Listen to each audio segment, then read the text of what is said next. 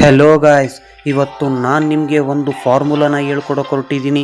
ಈ ಒಂದು ಫಾರ್ಮುಲಾ ನಿಮ್ಮನ್ನು higher concentration and very intelligent ಪರ್ಸನ್ನನ್ನಾಗಿ ಮಾಡುತ್ತೆ. ಮತ್ತು ಈ ಒಂದು ಫಾರ್ಮುಲಾ ನಿಮ್ಮನ್ನು ಆ್ಯಾವ್ರೇಜ್ ಸ್ಟೂಡೆಂಟಿಂದ ಟಾಪರ್ ಸ್ಟೂಡೆಂಟ್ ಆಗಿ ಪರಿವರ್ತನೆ ಮಾಡುತ್ತೆ. ಬನ್ನಿ ವಿಡಿಯೋನ ಸ್ಟಾರ್ಟ್ ಮಾಡೋಣ. ನೀವು ಯಾವುದಾದ್ರೂ ಒಂದು ಟಾಪಿಕ್ನ ಓದೋಕ್ಕೆ ಕೂತ್ಕೊಂಡಾಗ ನಿಮ್ಗನ್ಸುತ್ತೆ ನಾನು ಎಲ್ಲನೂ ಓದಿದ್ದೀನಿ, ನನಗೆ ಎಲ್ಲನೂ ನೆನಪಿದೆ ಅಂತ ಅನಿಸುತ್ತೆ. ಆದರೆ ನಿಜಾಂಶ ಗೊತ್ತಾಗೋದು ಯಾವಾಗ ಅಂತಂದರೆ ನೀವು ಇನ್ನೊಂದು ಬಾರಿ ಆ ಪುಸ್ತಕವನ್ನು ತೆರೆದು ನೋಡಿದಾಗ.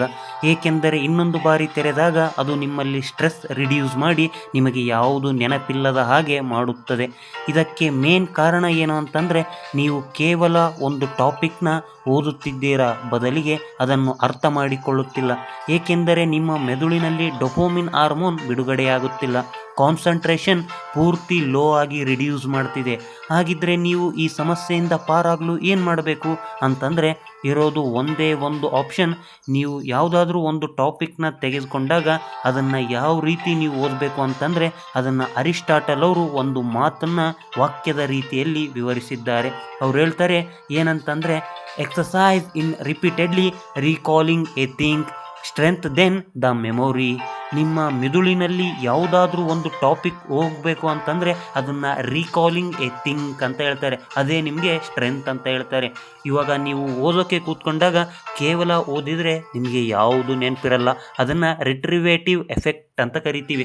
ನಿಮ್ಮ ಮೆದುಳಿನಲ್ಲಿ ಅದು ಕಥೆಯ ರೂಪದಲ್ಲಿ ಇಡೀ ಮೆದುಳನ್ನು ಆವರಿಸಿಕೊಳ್ಳುತ್ತಾ ಹೋಗಬೇಕು. ನಿಮ್ಮ ಆ ಒಂದು ಟಾಪಿಕ್ ನಿಮ್ಮ ಲಾಂಗ್ ಟೈಮ್ ಮೆಮೊರಿಯಲ್ಲಿ ರಿಡ್ಯೂಸ್ ಆಗಿ ಪರ್ಫೆಕ್ಟಾಗಿ ಕೂತ್ಕೊಳ್ಬೇಕು. ಹಾಗಿದ್ದರೆ ನೀವು ಏನು ಮಾಡಬೇಕು ಅಂತಂದರೆ ಓದಬೇಕು. ಒಂದು ಸಾರಿ ಓದಿದ ತಕ್ಷಣ ಅದನ್ನು ಕ್ವಿಸ್ ಬೇಸ್ಡ್ ಸ್ಟಡಿ ರೀತಿಯಲ್ಲಿ ಅದನ್ನು ಬರೀಬೇಕು. ವಿದ್ಯಾರ್ಥಿಗಳೇ, ಯಾವುದಾದ್ರೂ ಟಾಪಿಕ್ ಇರಲಿ ಅದನ್ನು ಬರೀತಾ ಹೋಗಬೇಕು. ಒಂದು ಸಾರಿ ಓದಬೇಕು, ನಂತರ ಎರಡನೇ ಬಾರಿ ಆ ಟಾಪಿಕ್ಕನ್ನು ನೀವು ಬರೀಬೇಕು. ಏಕೆಂದರೆ ಒಂದು ಸಾರಿ ಬರೆದಿದ್ದು ನಿಮಗೆ 10 ಸಾರಿ ಓದುವುದಕ್ಕೆ ಸಮ ಅಂತ ಅರಿಸ್ಟಾಟಲ್ ಅವರು ಹೇಳ್ತಾರೆ.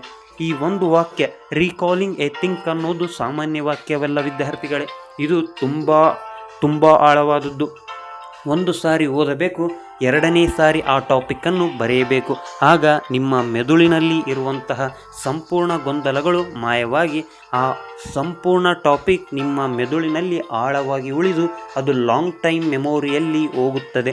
ಮತ್ತು ನೀವು ಪರೀಕ್ಷೆಯಲ್ಲಿ ಆ ಟಾಪಿಕ್ಕನ್ನು ಆರಾಮದಾಯಕವಾಗಿ ಬರೆಯಬಹುದು.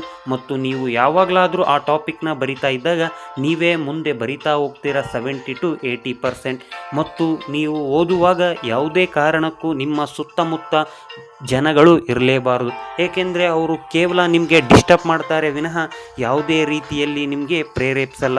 ನೀವು ಯಾರೂ ಇಲ್ಲದ ಜಾಗದಲ್ಲಿ ಅಥವಾ ನಿಮ್ಮ ಮನೆಯಲ್ಲೇ ಪ್ರತಿದಿನ ಕುಳಿತುಕೊಂಡು ಓದುವಂತಹ ಸ್ಥಳದಲ್ಲಿ ನೀವು ಓದುತ್ತಾ ಇರಬೇಕು.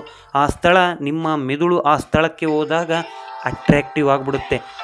ಈ ಸ್ಥಳದಲ್ಲಿ ಕುಂತಾಗ ನಾನು ಓದಬೇಕು ಅನ್ನೋ ರೀತಿಯಲ್ಲಿ ಆ ಸ್ಥಳಕ್ಕೆ ಹೋಗಿ ಓದಿ. ಮತ್ತು ಒಂದು ಸಾರಿ ಓದಿ ಎರಡನೇ ಬಾರಿ ನೀವು ಬರಿದೇ ಇದ್ದರೆ ಅದು ಯಾವುದೇ ಕಾರಣಕ್ಕೂ ನೆನಪಿರಲು ಸಾಧ್ಯವೇ ಇಲ್ಲ. ಆದ್ದರಿಂದ ಮೊದಲನೇ ಬಾರಿ ಓದಬೇಕು, ಎರಡನೇ ಬಾರಿ ಅದನ್ನು ಕೂತ್ಕೊಂಡು ಬರೀಬೇಕು. ಆಗಲೇ ನಿಮ್ಮ ಮೆದುಳು ಅದನ್ನು ಎ ಥಿಂಗ್ ರೀತಿಯಲ್ಲಿ ಸ್ಟ್ರೆಂತಾಗಿ ನೆನಪಿಟ್ಕೊಳ್ಳೋ ಪ್ರಯತ್ನ ಮಾಡುತ್ತೆ ಮತ್ತು ಲಾಂಗ್ ಟೈಮ್ ಮೆಮೊರಿಯಲ್ಲಿ ಭದ್ರವಾಗಿ ಬುನಾದಿಯಾಗಿರುತ್ತೆ. ನೀವು ಓದಿದ ಮೇಲೆ ಅದನ್ನು ನೋಡಿಕೊಂಡು ಬರೆಯುವುದಲ್ಲ ಗಾಯ್ಸ್, ಅದನ್ನು ನೀವು ನೋಡದೆ ಬರೆಯುವ ಪ್ರಯತ್ನ ಮಾಡಬೇಕು. ಆಗಲೇ ನೀವು ಸಹ ಆ್ಯಾವ್ರೇಜ್ ಸ್ಟೂಡೆಂಟಿಂದ ಟಾಪರ್ ಸ್ಟೂಡೆಂಟ್ ಆಗಲು ಸಾಧ್ಯ. ಈ ಒಂದು ವಿಡಿಯೋ ನಿಮ್ಮನ್ನು ಟಾಪರ್ ಮಾಡಿರುತ್ತೆ ಅಂತ ಅಂದ್ಕೊಂಡಿದ್ದೀನಿ.